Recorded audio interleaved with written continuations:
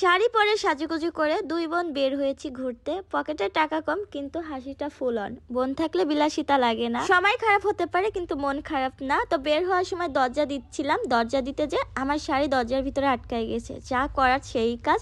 এখন আবার দরজাটা খুলে শাড়িটা বের করতে হবে। যাই হোক, শাড়ি বের করা শেষ। এখন ঢংমং করে চলে যাচ্ছি। এদিকে বোনকে বলে দিচ্ছিলাম কিভাবে কতটুক কত মিনিট কোথায় কোথায় ভিডিও করা লাগবে সেগুলাই বুঝিয়ে বলে দিচ্ছি। আর এই যে আমার ব্যাগ নিয়ে আমার ছোট বোন দাঁড়ায় আছে। ব্যাগ তো না, যেন ওর 7 পাকে বাঁধা পড়ার মালা। যাই হোক, আমি ঠিক জানি না, যেহেতু আমি মুসলিম, 7 পাকে বাঁধা পড়লে মালা পরে কি পরে না। তো এমনিতে ফান করে বললাম। বোনের হাত ধরে চলে যাচ্ছি। দু চোখ যেদিকে চাই সেদিকে আজকে চলে যাব।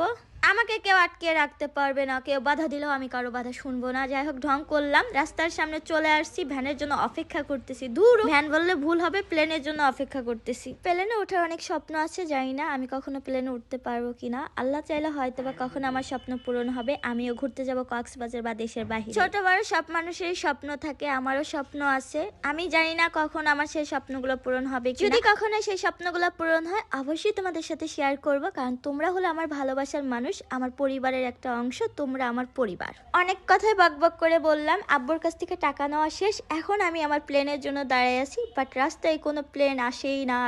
মনটা অনেক বেশি খারাপ হয়ে যায়, কারণ ওইদিকে সময় নাই, এদিকে গাড়ি আসতেছে না। তো ওইদিকে দেখলাম আমার ভাই আবার হেঁটে হেঁটে যাচ্ছে। ওই যে ভাইকে ডেকে বললাম তুই কি যাবি আমাদের সাথে? ভাই বলতেছে না, আমার শরীর ভালো না, তোরাই যা। তো চলো ঘুরতে যাই, কি কি করি সেগুলো পরের পাটে দিব।